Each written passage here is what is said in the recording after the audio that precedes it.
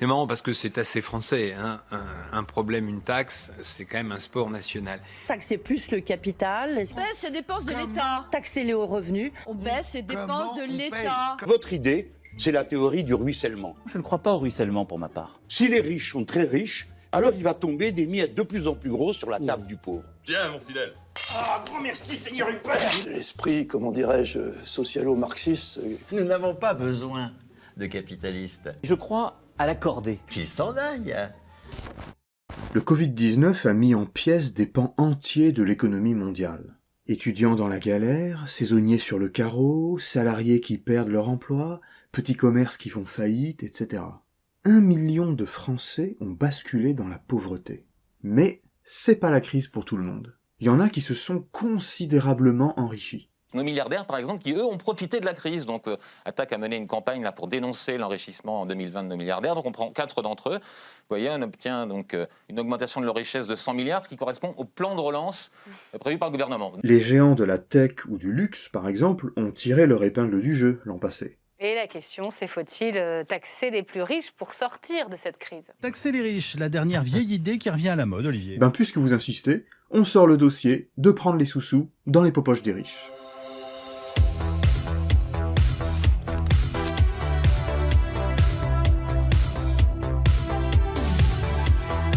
Bah oui, la question se pose à nouveau, d'autant qu'elle a reçu un soutien de poids, celui de la République populaire des États-Unis. Il est temps que les entreprises américaines et que les 1% d'Américains les plus riches commencent à payer leur juste part. Leur juste part. Joe Biden veut mettre en place d'ambitieux plans de relance, d'aide sociale et familiale. Pour obtenir l'argent nécessaire, il va le chercher là où il est. L'augmentation des impôts pour les entreprises passant de 21 à 28%. Augmenter l'impôt sur les revenus pour les foyers américains gagnant plus de 27 000 € par mois. Et surtout, doubler l'impôt sur les plus-values, comme les revenus des actions, pour les foyers gagnant plus de 68 000 € par mois. Le président américain s'attaque également aux multinationales. Il entend leur imposer un taux minimal d'imposition de 21% au niveau mondial. Chez nous, le plan de relance est certes bien réel, mais plus modeste. Et surtout, sa manière de le financer n'a absolument rien de révolutionnaire. Tout le monde parle de réduire les dépenses de l'État, mais se garde bien de dire vraiment comment. On baisse les dépenses de l'État. Le gouvernement compte sur le retour de la croissance et entend faire des économies sur l'allocation chômage. Le reste de la droite insiste sur la réforme des retraites. Bah oui, le problème est assez simple, Yves, il va bien falloir un jour payer la dette monstrueuse du Covid. Déjà que nos finances avant n'étaient pas en pleine forme. On baisse les dépenses de l'État. Avec les dernières déclarations et mesures de l'administration Biden, le gouvernement français semble bien isolé. Il s'obstine à ne pas revenir sur la flat tax ou sur la suppression de l'ISF. Donc continue à s'interdire de faire les poches aux profiteurs de crise. M. Biden fait un choix aux États-Unis, en France, M. Macron en fait un tout autre, disons-le quand même.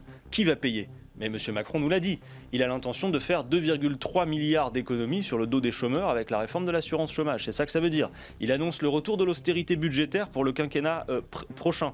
Donc non mais c'est clair, je veux dire. Quand on empêche les gens de réussir, dans le monde où on vit, ils vont réussir ailleurs. C'est ce qui s'est passé.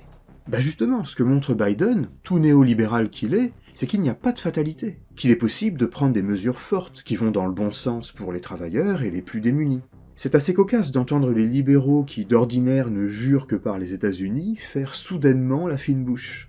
Ensuite, moi j'entends qu'on spamme devant Joe Biden qui dirait qu'il veut bien augmenter les impôts aux États-Unis, et notamment une contribution pour les plus riches. Il faut quand même rappeler l'écart monstrueux qu'il existe entre la taxation, et notamment qui est l'héritage de Donald Trump, des entreprises et des acteurs économiques aux États-Unis, et la réalité de ce que connaissent les entreprises françaises. C'est vrai que ce que fait Biden, c'est simplement de tendre vers le niveau d'imposition d'avant Trump. Ce qu'a fait Trump en termes de lois qui sont passées au Congrès, c'est essentiellement sa grande loi fiscale. C'est quoi sa grande loi fiscale? C'est les inégalités augmentées pendant 40 ans. Baissons encore les impôts sur les 0,1%, les 0,01%. Donc. Mais ce qu'il y a d'important, c'est moins le détail économique que le geste politique. Quand un dirigeant se sort les doigts du on peut prendre des mesures d'ampleur. Ce que je vois surtout, c'est un mouvement international avec Joe Biden qui dit on va taxer Wall Street, on va taxer les super riches, et l'effort fiscal qui va être demandé va reposer à 75% sur les 1% les plus riches aux États-Unis. Et on a Emmanuel Macron qui, au contraire, pendant ce temps-là, dit non, surtout pas. Nous, il faut qu'on continue à baisser les impôts productifs. Il va y avoir du ruissellement. Le grand combat de Ruffin, c'est de vaincre la résignation. Là, Sleepy Joe se réveille un peu. Ça ouvre une brèche, donc faut y aller. En plus, le FMI s'aligne sur les positions d'attaque qui préconisent une taxe Covid exceptionnelle sur les hauts revenus et les entreprises qui se sont goinfrées pendant la crise. Et là, la réponse des capitalistes, c'est toujours la même. Surtout pas. Au contraire, il faut alléger la fiscalité des riches pour qu'ils investissent, créent des emplois et que l'économie se relance. Moi, je crois que cette épargne, elle va aller dans l'économie très rapidement. C'est la fameuse théorie du ruissellement. L'idée, c'est que pour que les pauvres soient moins pauvres, il faut que les riches soient plus riches. Because if you lower taxes on the rich, they produce jobs for the poor and the middle class. And the poor become the middle class, and the middle class become the rich. That's what America is about. We are not a socialist country. Théorie du ruissellement avec plein de guillemets, parce que c'est pas du tout une théorie scientifique, et en vrai, ça ruisselle pas du tout. Ce qui se passe quand on baisse les impôts des riches, c'est que cet argent qu'ils n'auront pas à payer en impôts part en spéculation, pas dans l'économie réelle ou dans la production. Et au pire, ils planquent tout ça dans des paradis fiscaux. Vous êtes sûr que cet argent n'ira pas dans la spéculation? Mais je n'ai pas plus de garantie que vous. Et d'ailleurs, dans la société, c'est pour ça qu'il faut constamment corriger les choses. Aucun scientifique ne soutient cette pseudo-théorie. Le FMI dit que c'est de la merde, l'OCDE dit que c'est de la merde, Lutte ouvrière dit que c'est de la merde, Biden dit que c'est de la merde. Mes chers compatriotes, la théorie du ruissellement par le haut n'a jamais fonctionné. Il est temps de faire grandir l'économie en partant du bas. Tout le monde dit que c'est de la merde. C'est le plus gros poisson d'avril. Tout le monde? Non. Emmanuel Macron tient bon. Si on commence à jeter des cailloux sur les premiers de cordée, c'est toute la cordée qui dégringole. Officiellement, bien sûr, il dit qu'il n'y croit pas. Je ne crois pas à la théorie du ruissellement. Mais toute sa politique est fondée sur cette idée, qu'ils disent plutôt les premiers de cordée ou ceux qui réussissent ne trompent personne. Votre patron de Xenotera, il n'existe plus avec l'ISF. Parce que le jour où il réussit, il s'est carapaté. Heureusement qu'on a supprimé cette aberration de taxer la réussite quand elle réinvestit sur notre tissu productif. En fait, la théorie du ruissellement, c'est le pyjama Pikachu des politiques mainstream. Ils peuvent pas s'en passer, mais veulent surtout pas être vus avec. Donc vous allez l'habiller différemment et vous allez dire, voilà pourquoi je baisse les impôts des riches. Je le fais parce que ça va dynamiser la croissance et c'est dans vos poches que cet argent va finir par aller. On dit d'un côté, non, je ne crois pas du tout à la théorie du ruissellement, ça n'existe pas, c'est une bêtise, etc. Et 2 minutes plus tard, on dit, ah, voilà ce que je fais, et on décrit la théorie du ruissellement. Quand on empêche les gens de réussir, dans le monde où on vit, ils vont réussir ailleurs. Est-ce que les riches vont fuir? Les États-Unis ont ceci de spécifique que les Américains sont taxables où qu'ils vivent dans le monde, s'ils ont la citoyenneté américaine. C'est-à-dire, si vous vous expatriez à Monaco ou aux îles Caïmans, vous devez continuer à payer des impôts aux États-Unis. Impôt universel, bonne idée. Est-ce que cette petite musique fiscale, vous l'entendez? Donc résumons. Pour réduire la pauvreté et les inégalités, notamment celles particulièrement aiguës dues à la crise du Covid, on dispose d'une palette de solutions pour mettre à contribution ceux qui s'en sont bien sortis. Taxes exceptionnelles sur les profiteurs de crise, taxes GAFAM, retour de l'ISF, impôts progressifs quasi confiscatoires, etc. Mais notons que tout ça sont des solutions fondées sur l'impôt, la fiscalité. Je me méfie de cette réaction qui consiste à penser que la solution se trouve systématiquement dans les taxes et dans les impôts. Ah, mais tout à fait. Je pense que la solution se trouve dans la relance de l'activité. Ah, je croyais qu'il allait nous faire du Bernard Friot. On n'a jamais le capital en lui piquant ses sous. Penser que c'est par la fiscalité que l'on va sortir du capitalisme, qu'il faut prendre l'argent là où il est, c'est situer le cœur de la domination capitaliste sur une illusion. L'illusion, c'est de croire que cet argent appartient légitimement aux capitalistes. Et qu'on ne peut pas faire autrement pour en récupérer une partie que de lui faire payer des impôts dessus, sur son patrimoine, ses revenus, sur ses dividendes. Taxer le capital, c'est légitimer la propriété lucrative. La propriété lucrative, c'est le fait d'avoir un patrimoine qu'on ne consomme pas pour en tirer un revenu. J'ai une maison que je n'habite pas et dont je tire un revenu. J'ai des outils que je n'utilise pas moi-même, c'est un salarié qui l'utilise, j'en tire un revenu.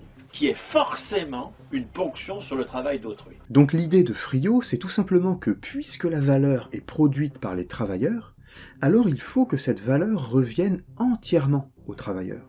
Il n'y a aucune raison qu'elle ne nous revienne pas directement par une hausse des cotisations de la socialisation de la valeur, comme nous l'avons fait entre 1945 et 1979, le taux de cotisation a doublé. Il est passé de 28% du salaire brut à 65% du salaire brut. Il n'a pas bougé depuis. Il est toujours à 65% du brut, 66% du brut. Il n'a pas bougé. C'est bien ça le drame. Dans sa réflexion, ce qui est privilégié, c'est une solidarité horizontale entre les travailleurs. La valeur est créée collectivement, puis répartie via la cotisation sociale. C'est pas le même modèle qu'une solidarité verticale dans laquelle on laisse les riches s'enrichir, puis on redistribue via l'impôt. Le point décisif étant que cette socialisation de la valeur sert aussi au financement de l'investissement, afin de se passer des prêts bancaires ou de l'investissement des riches épargnants. C'est l'idée décisive parce qu'il faut absolument, 1, assécher le capital financier, 2, faire la preuve que nous n'avons pas besoin de ce parasite pour financer l'investissement. Dans cet esprit, il ne s'agit plus d'attendre que ça ruisselle. Mais il ne s'agit pas non plus d'attendre qu'un Biden français plus ou moins mou relève le taux d'imposition. Non, il s'agit tout simplement de ne plus laisser les capitalistes nous déposséder des fruits de notre travail. Ils ne vont pas s'échapper, parce qu'ils savent très bien que la base française de leur puissance, elle est décisive. Nous sommes un pays hautement développé, avec une population active extrêmement performante. Ils ne vont pas s'en aller comme ça, il ne faut pas croire. C'est nous qui allons les chasser, c'est tout à fait autre chose. On se retrouve dans 2 semaines. Attendez là, puisqu'on parle d'argent. Je vous rappelle que vous avez des tas de moyens de nous aider à produire de l'information indépendante et de qualité. D'abord, vous pouvez donner de la visibilité à notre travail, liker, commenter et surtout partager sur les réseaux sociaux. Ensuite, vous pouvez nous donner un petit coup de pouce financier via un don unique ou récurrent. Vous pouvez aussi aller plus loin en devenant sociaux et membres de la coopérative Le Média. Pour plus d'explications, je vous invite à suivre les liens dans la description. Et si vous voulez plus de Stagirite, n'hésitez pas à venir me voir sur ma chaîne personnelle YouTube, Le Stagirite.